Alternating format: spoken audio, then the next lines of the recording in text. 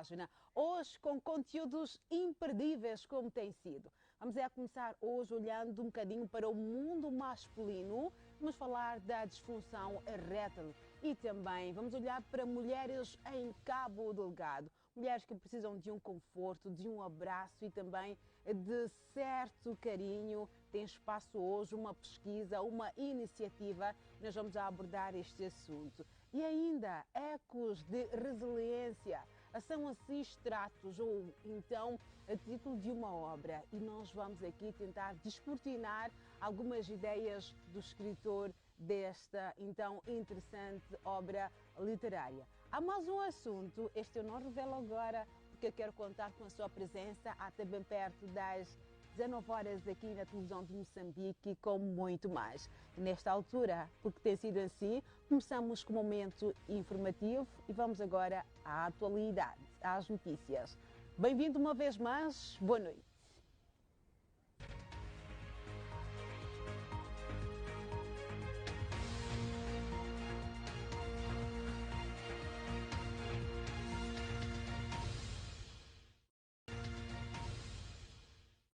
E agora vem o nosso próximo convidado, Elton Ubice. Ele vai então apresentar-nos esta obra, Ecos da Resiliência. Por favor, junte-se a nós, muito bem inspirado. Sabe que este apelido, Ubice, não me é estranho, não é?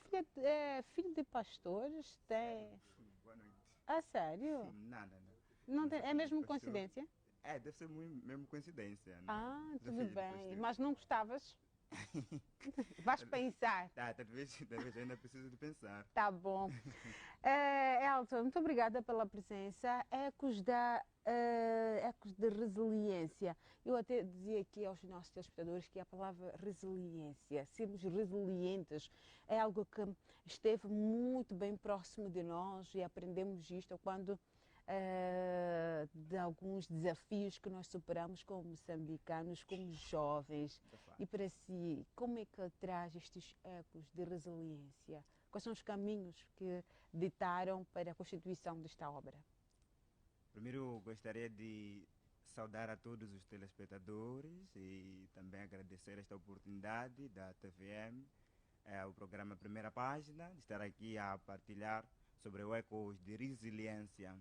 De fato, como já estava a dizer, resiliência é a palavra que está na moda quase há algum tempo, devido aos fatos que temos vivenciado, desde a pandemia, os desastres naturais que tivemos vivenciado aqui em Moçambique desde. Então, são fatores mesmo que nos levam, nos chamam a uma certa resiliência. E é de fato, e sobretudo, é a pandemia que inspirou esta obra. É uma obra que foi escrita essencialmente na emergência de pandemia, no ano 2020, quando nós tivemos a interrupção das aulas devido à pandemia e houve muito desânimo por parte das pessoas, muito desespero. E que até um certo ponto terá atingido também o autor, que achou necessário, através da sua experiência e da convivência que tinha com aqueles que lhe rodeavam, que me rodeavam nesse caso, já que sou eu o autor, escrever uma coisa que inspirasse as pessoas. Tudo bem. Vai inspirar-nos daqui a mais bem um pouco mais sobre as emoções do nosso escritor da obra Ecos de Resiliência. Então eu volto para si, Elton Ubice. Então dizer que foi na altura da pandemia, isto porque afetou-lhe um bocadinho. Em que sentido? É que isto para si foi um bocadinho mais a fundo e disse não. Tudo o que nós estamos a viver, tudo o que está a passar-se no nosso país e consigo em particular, dá para merecer assim um registro e tudo numa obra. A pandemia, em princípio, afetou a todos. E Certamente, sem encontrou-nos a dúvidas. todos de surpresa. Particularmente, eu estava habituado a um clima de depressão, estudos aqui e ali e tantas outras atividades. Quando chegou a pandemia em 2020, nós tivemos que interromper as nossas aulas em março. Lembro-me que fomos para casa no dia 29 de março. Tivemos que regressar para casa. Eu passei todo aquele ano na interrupção letiva. Na nossa escola as aulas não continuaram, infelizmente. Então tivemos que interromper aquele tempo. Aquela pressão que eu vinha tendo desde que, quer dizer, a única coisa que eu quase sabia fazer era pegar na caneta. O meu material de trabalho é a caneta. Quase a única coisa que eu sei fazer é escrever, é estudar. Então, quando chegou a pandemia, eu tive que interromper bruscamente a minha rotina, tive que ir para casa e, de certa forma, isso me influenciou. Mexeu um bocadinho Mexeu consigo. comigo e tive que deixar por aqui em registro aquilo que foi a minha experiência. Tudo bem. Sobre nós, então, um ponto aqui que dá início ao que escreveu. E quais são as ideias mais profundas aqui nesta obra? As ideias do eco de resiliência. Sim, quais A são as obra ideias? divide-se em 3 partes, Certo. essencialmente. A primeira parte fala sobre a pandemia. Aqui narram-se as experiências que muitas famílias vivenciaram. É um conjunto de crônicas, são 16 crônicas. Na primeira parte, de crônicas de experiências de famílias que tiveram que mudar da sua rotina durante a pandemia, os parceiros que estavam habituados a viverem às vezes distante e depois tiveram que ficar por muito tempo juntos, o tédio, tudo que tiveram que passar e superaram. Temos também Mas também tivemos o caso do índice elevado de violência doméstica, não é? O índice elevado de violência doméstica também abordado Foi aqui. um bocadinho, porque alguns Sim, tiveram que perder emprego, perda de emprego por conta de... Isso, de certa forma, mexe com a consciência das pessoas. Então, tiveram que se reinventar naquele clima todo. Temos estudantes que tiveram que interromper as aulas e se reinventarem. Mas eles conseguiram superar. Tivemos também o caso do estigma, que muitos tiveram que passar devido à infecção pela pandemia. E a segunda parte trata um bocado sobre o drama existencial que se viveu em Cabo Delgado. Lembremos-nos que enquanto sofria-se pela pandemia, alguns tinham que fugir dos terroristas lá em Cabo Delgado. É verdade. E foi um drama terrível que tiveram que superar. É por isso que trouxe aqui mentores da experiência. Mentores de Esperança. Mentores de Esperança, esse é um dos títulos que trata sobre... Mas eu vejo aqui, não tenho medo, juntos somos mais fortes. De fato. Não desanime, ainda há esperança. Tudo que o vento vê. Tudo que com o vento vem, com o vento vai. Então explica-nos um bocadinho mais. Eu vejo que conheço muito bem a sua obra.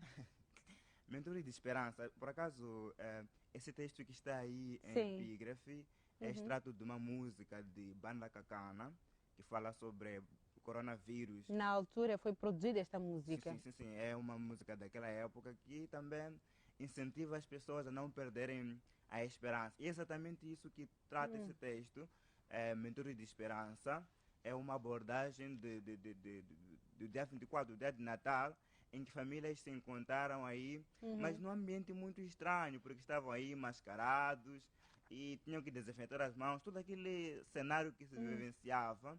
E no final do texto, ali está a intervenção de um senhor que eu chamei do personagem, eu chamei de Tio Vitalício, que é um nome também inspirador, que nos chama a durabilidade da vida, que apesar da crise que se está vivenciando, é possível superar.